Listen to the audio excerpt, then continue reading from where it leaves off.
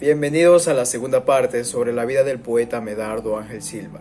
En este capítulo abordaremos cuál fue el contexto histórico en el que se desarrolló este poeta. Empezamos diciendo que Medardo Ángel Silva se desarrolló en plena época del liberalismo, cuando Eloy Alfaro había llegado al poder. Cabe destacar que Medardo Ángel Silva fue uno de los herederos de la democratización que había dejado el gobierno de Eloy Alfaro. Ahora sí, entrando directamente en la vida del poeta, cabe decir que él desde pequeño sufrió la tragedia de vivir con la muerte de su padre. Gracias a esto, su familia, la cual, ahora adentrándonos específicamente en la vida del poeta, cabe decir que él desde pequeño sufrió la desgracia de la muerte de su padre, en donde lamentablemente lo dejó con una grave crisis económica, llevándolo incluso a vivir al frente de un cementerio. Se puede decir que gracias a esto se sabe la inspiración de sus poemas, pero eso será explicado en un próximo capítulo.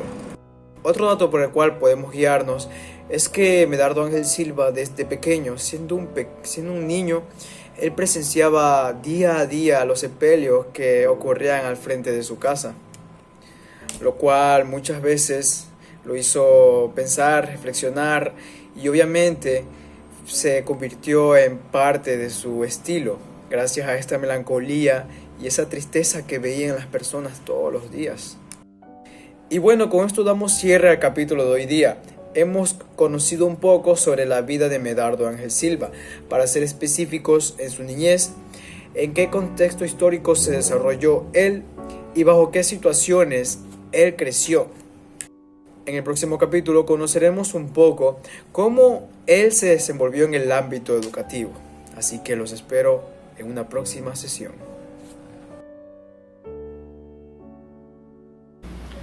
Contexto histórico en el que se desarrolla la vida de Dolores Ventimilla. La poeta ecuatoriana nació en Quito el año de 1829 y muere en Cuenca en 1857. En el periodo en el que vivió la poeta se dieron una serie de acontecimientos que marcaron los inicios del periodo republicano ecuatoriano. En 1830 el Ecuador se había enmarcado dentro de un proceso de formación nacional. Después de independizarse de la Gran Colombia, donde las identidades nacionales emergieron a lo largo de los siguientes 100 años. Como producto de una constante pugna entre los grupos regionales, se marcaron dos tónicas: el racismo y las clases elitistas. En este ambiente, Dolores Ventimilla se desarrolló en un ambiente en el que la mujer tenía una condición de sumisión e inferioridad con respecto al hombre. La Iglesia y su aspecto ideológico fomentaban esta inferioridad.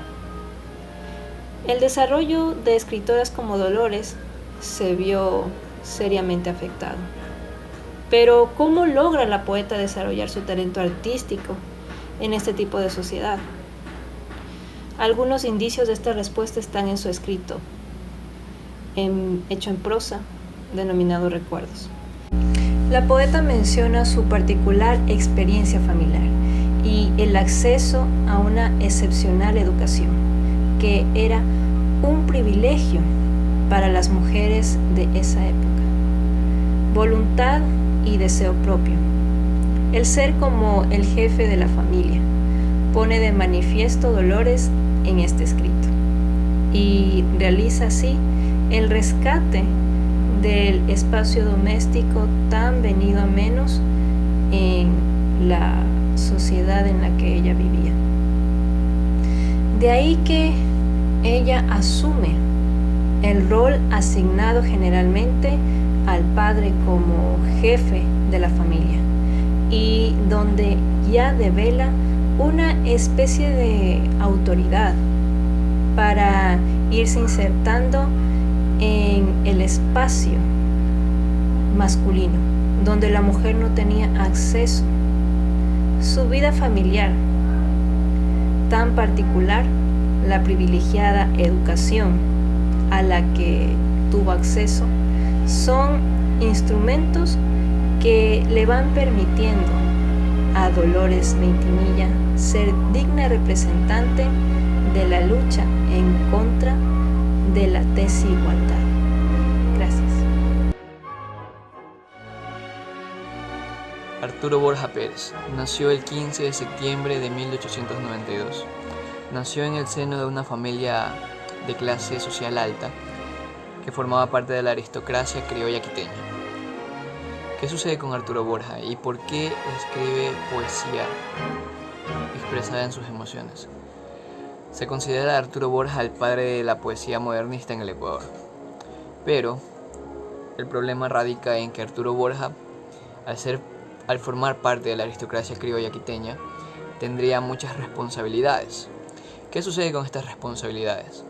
Resulta que Arturo Borja era de las personas que no le agradaba ser responsables, pero su padre era muy conocido por ser una persona demasiado responsable que lo consideraban una adicción, que consideraba que esta responsabilidad era una adicción.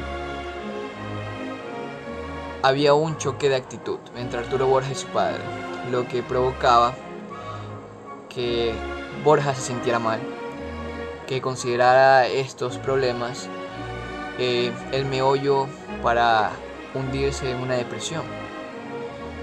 Y Arturo Borja comenzó a escribir por esto realmente, porque su padre era una persona que no lo maltrataba físicamente, pero mentalmente, psicológicamente le afectaba cada cosa que decía y lo estricto que podía llegar a ser. Al transcurso del tiempo, él sufre una lesión en el ojo, como ya lo sabemos,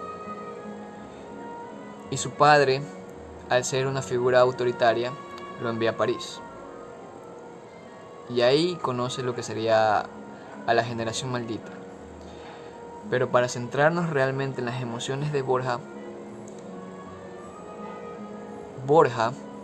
tendría varios problemas porque él quería ser un autor reconocido, lo cual varios críticos literarios no lo permitían ni dejaban que él publicara, porque era un liberal. Políticamente era una persona que no le agradaba al gobierno.